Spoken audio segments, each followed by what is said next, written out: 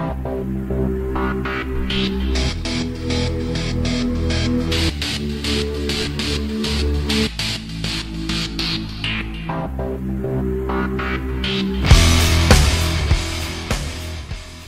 la gang, B52 Radio from downtown Quebec City. On part ça. On veut vous parler d'un nouveau mononcle à la radio, le roi des mononcles, vous savez. On a la chance ici à Québec d'avoir, vous savez, une radio qui est quand même assez présente. Et écoutez, le crew ici a pris quelques très petits bouts de podcast du mononcle en question. Et on peut vous confirmer aujourd'hui qu'on a malheureusement à Québec un nouveau André Arthur.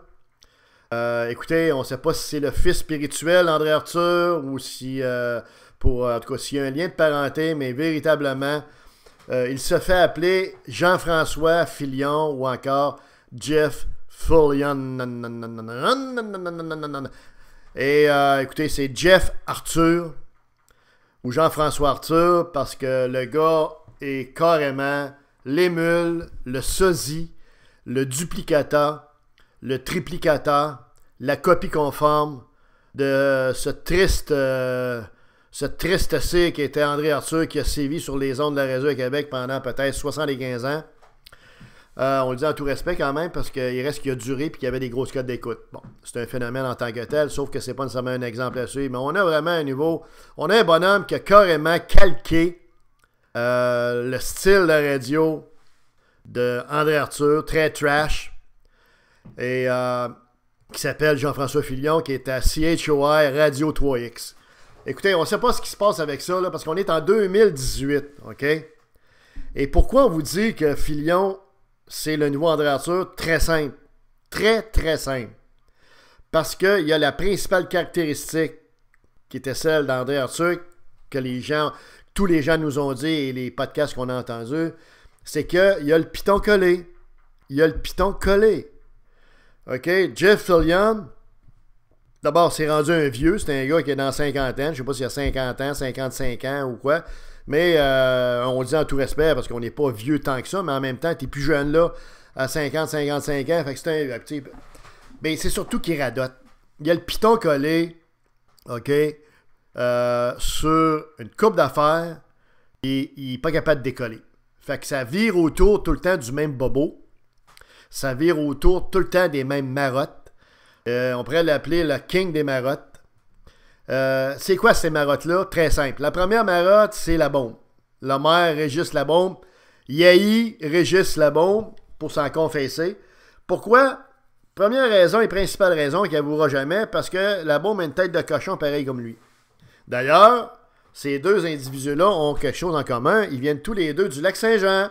Oui, oui, oui. Reggie vient de Dolbeau Sud, tandis que Filion, on le sait pas trop. On pense qu'il vient de Normandin, downtown. Pas très loin des chutes. On est allé juste une fois, on s'en rappelle. C'est vraiment spectaculaire. On se croirait à Niagara Falls. Donc, ces deux gars-là, ces deux têtes de cochon, qui viennent tous les deux du Lac-Saint-Jean, en plus de ça. Donc, c'est deux péquistes. Il y en a un qui est affirmé, puis l'autre qui le cache. Filion. Alors, vous comprendrez comme moi que d'abord, c'est impossible que ces gars-là s'entendent. Ces deux buffles, comprenez-vous, qui foncent dans des portes ouvertes. Mais donc, Filion, le problème, c'est que tout ce que la bombe fait, c'est négatif. C'est ça le problème en plus. C'est qu'à partir du moment où tu as une obsession sur un gars qui taillé comme ça, que tu n'aimes pas, que tu sais, ben, tout ce qu'il fait, la bombe, c'est mauvais. Ah, il n'est pas capable de faire la part des choses. Fait que ça l'amène à faire de la radio obsessionnelle, de la radio de Timonon Émile, le piton collé. Tu sais, les Timonons qu'on avait dans le salon, tu sais, à un moment donné, là. Puis tu sais que mon oncle Émile, quand il va arriver chez vous, là, avec ton papa et ta maman, là, mon oncle Émile, lui, là, il parle rien que de son char. Il a le piton collé sur son char. Son Chrysler ou son Ford, OK? Jeff Fillion, c'est la même affaire. Il a le piton collé, anti-la-bombe. Tout ce que la bombe fait, c'est de la merde. Or, on se permet de le dire pourquoi. Parce que nous, ici, à B52, on critique énormément la bombe. Regardez les 8 ou 10 podcasts qu'on a fait depuis 1 an et demi. On le critique, mais on a des raisons, on a des arguments pour le critiquer. On pense que c'est un mauvais maire, pour plusieurs raisons. Sauf qu'on est capable d'admettre de temps en temps des bons coups. Fillon en est incapable. Incapable. Puis là, ben, en ayant le piton collé sur être anti-la bombe, ça l'amène à être contre tout. Là, c'est le tramway. Donc, ça amène l'obsession anti-la bombe, l'amène sur un autre. Ça le dérive vers une autre obsession de dossier, qui est là, c'est le tramway. Le tramway, c'est de la merde. Il y a rien que le troisième lien qui serait salutaire. En tout cas, vous comprenez un peu le dire?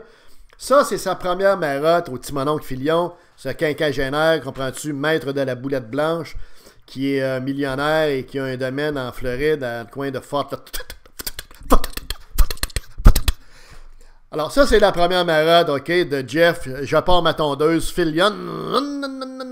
La deuxième marotte, mes amis, lâchez-nous pas. C'est les baby boomers. Ben oui.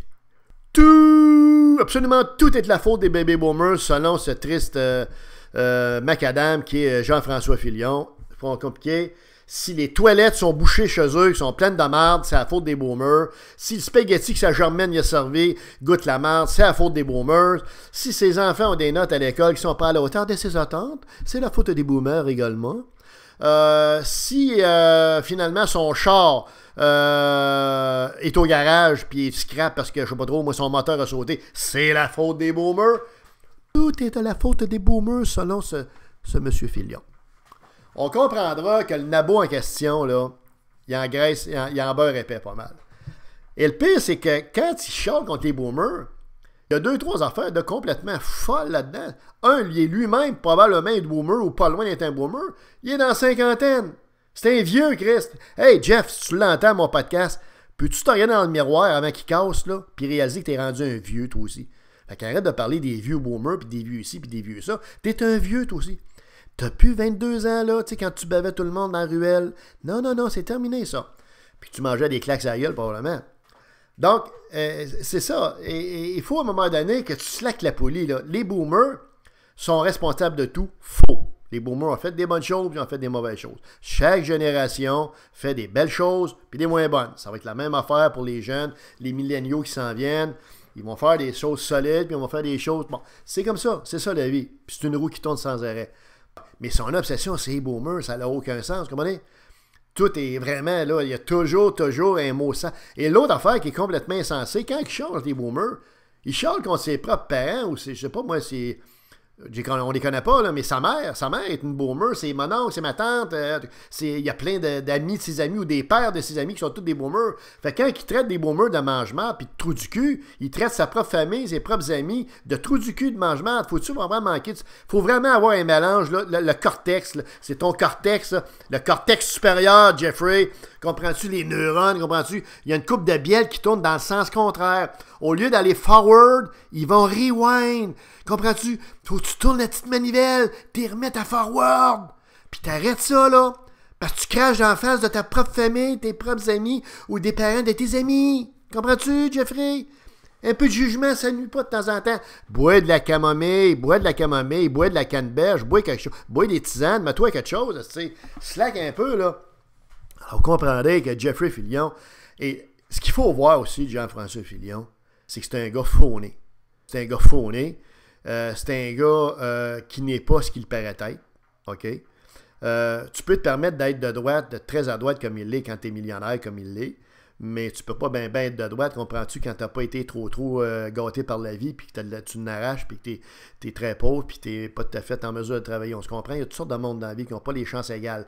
La loi des grands nombres, rendu la distribution moyenne. Pas tout le monde qui est en avant de la courbe, là. Alors, c'est un gars qui manque évidemment de nuances par rapport à ça, qui ne respecte pas ceux qui n'ont pas les mêmes...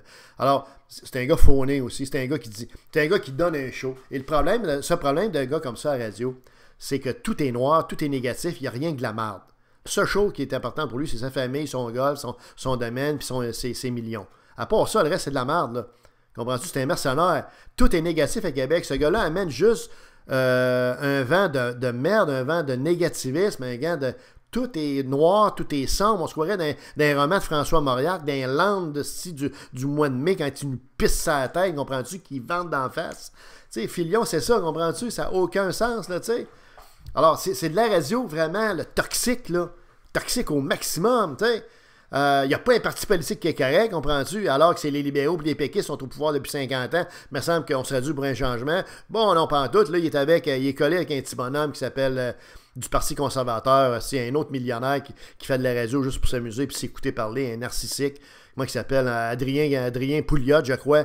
Écoutez, alors là, c'est un autre clown là, finalement, ça n'a aucun sens. Comprenez-vous, là, c'est n'importe quoi. C'est absolument n'importe quoi. Fait en bout de ligne, ça nous donne une radio qui est malheureusement négative et puis qui n'est pas trop intéressante pour les gens à Québec. Puis, tu sais, il y a moyen d'être critique tout en étant,